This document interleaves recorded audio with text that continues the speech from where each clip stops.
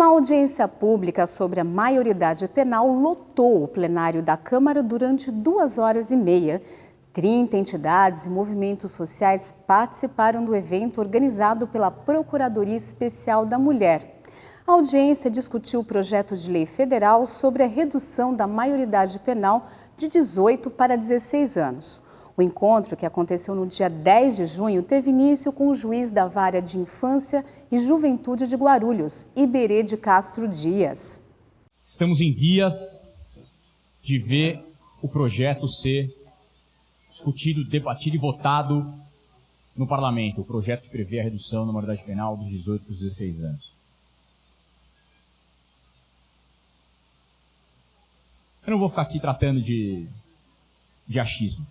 Vamos falar de dados. A Unicef fez um levantamento recente, considerando 52 países que adotaram já a redução da maioridade penal.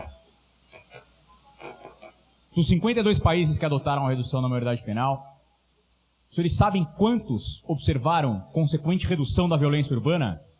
0. Nenhum país do mundo que adotou a redução da maioridade penal jamais observou qualquer redução da violência urbana como consequência.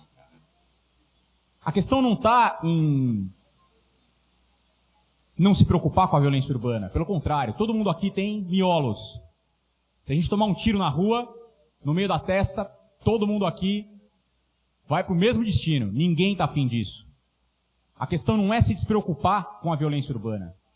A questão é saber efetivamente atacar a causa real do problema.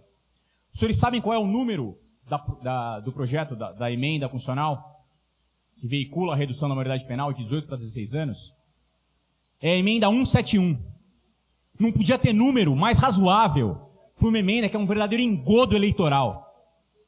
Uma emenda que não passa de um estelionato eleitoral popularesco para ganhar as ruas, para ganhar o temor da população, claro, atemorizada, com as péssimas políticas de segurança pública que constantemente têm sido adotadas nas maiores cidades do país. Se a gente quiser reduzir efetivamente a violência urbana, a gente precisa não encarcerar, mas a gente precisa tratar e acolher as crianças e os adolescentes do país.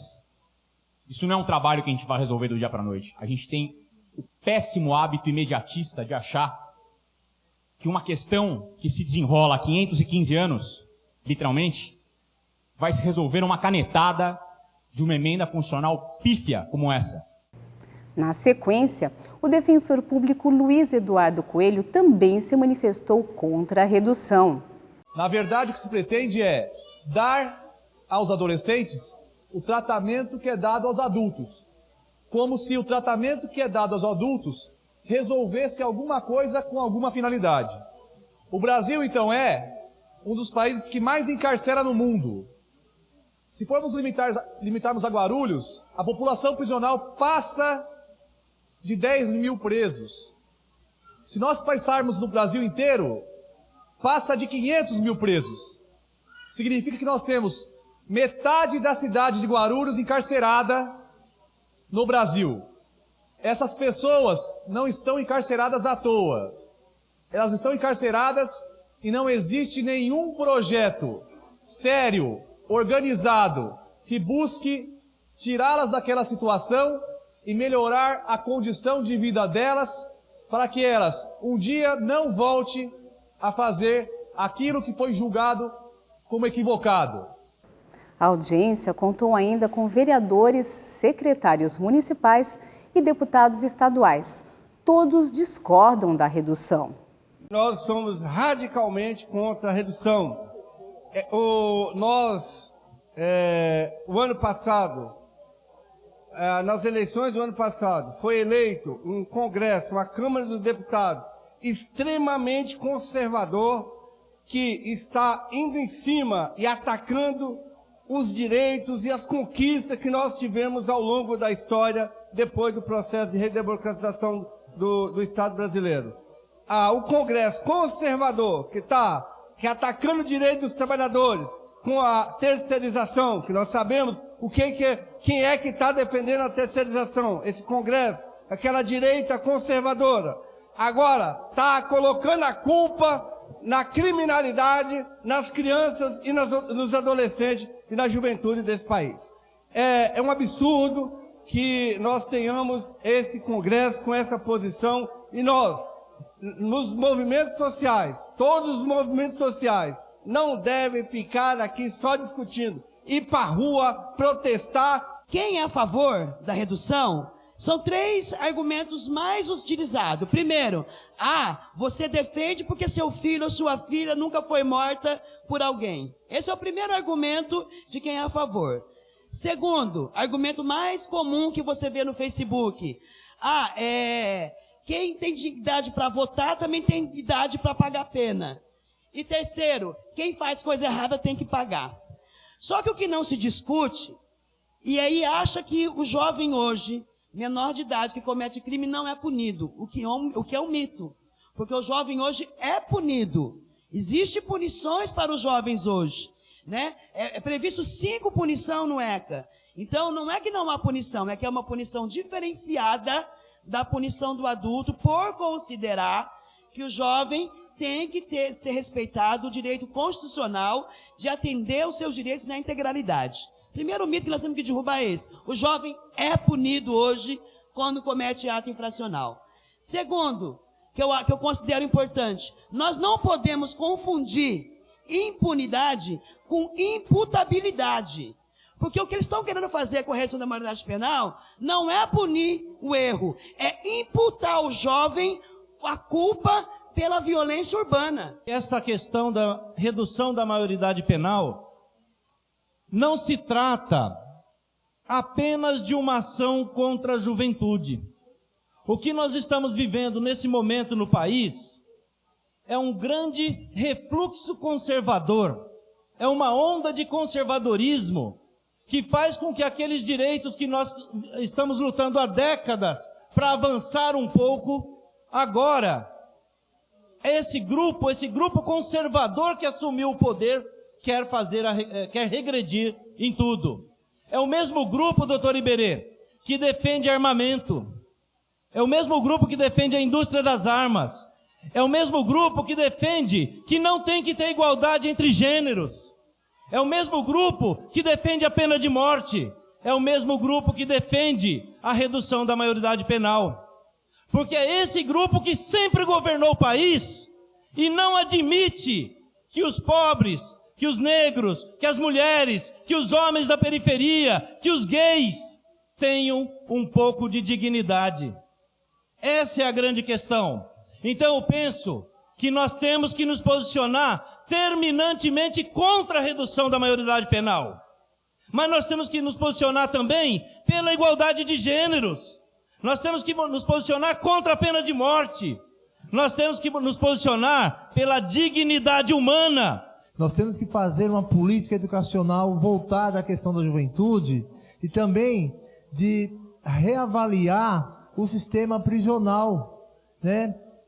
Fazendo com que o sistema prisional ele seja de recuperação e não uma universidade do crime. Porque a juventude tem que ter oportunidade. E quando a gente fala aqui, a gente vê que as grandes emissoras de televisão, colocadas aqui, elas pegam um fato isolado, que é uma pequena a minoria, e apresenta como que aquilo fosse um símbolo, né, da juventude agressiva, da juventude que mais comete crime no estado de São Paulo e no Brasil. Eu quero dialogar sobre um argumento que é utilizado por aqueles que defendem a redução da maioridade penal. Eles dizem o seguinte: o adolescente comete o crime, Érica, porque ele sabe que não pode ser punido, porque ele sabe que não vai preso. Vamos considerar que isso seja verdadeiro, que não é verdadeiro, porque ele pode ser punido através do ECA. Doutor Iberê está aqui e sabe muito bem disso. O que nós precisamos fazer é efetivar nossas leis. O que o Estado precisa fazer é executar as leis existentes, dentre elas o ECA, que garante direitos para os nossos adolescentes e a nossa juventude e as nossas crianças. Mas vamos considerar que seja verdadeiro, Tadeu. que o jovem, o adolescente mata ou comete outro crime porque ele não sabe que não pode ser punido. A pergunta que fica é: por que o adulto, o maior de 18 anos, que sabe que pode ser punido, comete o crime? Se o adolescente comete o crime porque ele sabe que não pode ser punido, por que o que sabe comete o crime? Portanto, esse argumento vai por terra. Representantes de diversas instituições e movimentos sociais se revezaram na tribuna declarando oposição ao projeto. Nós somos o Projeto Gaia, o serviço que executa a medida socioeducativa em meio aberto aqui em Guarulhos. Atualmente nós atendemos 400 adolescentes de todas as regiões da cidade. Temos parte da nossa equipe aqui participando também dessa discussão. E nós somos os defensores do dia a dia. Nós estamos dia a dia com os adolescentes em conflito com a lei e trabalhamos arduamente para que eles possam romper com o ciclo infracional. E nós falamos de conhecimento de causa, de que é possível cumprir o que o Estatuto diz, que as medidas socioeducativas elas têm seu efeito sim, que elas causam uma transformação na sociedade. Mas hoje mesmo nós estávamos comentando que quando um adolescente que comete o ato infracional, ele deixa de cometer e ele rompe com esse ciclo, infelizmente isso não ganha destaque na mídia. Fui educador na Fundação Casa, forjada, transvestida de Fundação Casa, FEBEM. E eu tenho memórias péssimas de lá. E aí eu fico imaginando os meninos que passaram 3 anos. Eu aguentei 1 ano e eu tenho memórias que me carregam até hoje. E aí eu queria só que a gente pensasse aqueles meninos que passaram por lá. Eu queria chamar a atenção também que a luta, ela não se encerra aqui, ela nem começa aqui nessa mesa ou com as pessoas aqui. Porque a luta, ela tem que ser no cotidiano. A luta tem que ser na conversa de busão, quando o trabalhador é envenenado por essa mídia porca que a gente tem, que fica colocando as crianças e adolescentes como criminosos. Porque não são menores. Eles não são menores. São crianças e adolescentes previstas pelo ECA.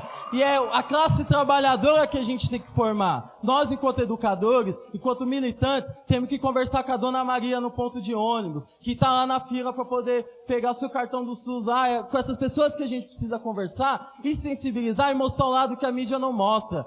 Que além dele ser preso como adulto, ele vai poder acessar espaços de adultos, assim como motel, assim como pornografia, assim como bebida e diversas outras coisas, que isso a mídia não fala. Então é isso que nós somos contra, qualquer medida de cárcere. A juventude, como foi dito aqui, eu quero discordar, ela não é o futuro do país, ela é o hoje, é o agora. E nós temos prioridades hoje. Nós precisamos discutir o modelo de educação que nós temos hoje. Alguém que me antecedeu disse, olha, a juventude, eu sou contra a redução da maioridade penal, mas a juventude tem que ir para a escola e tudo mais.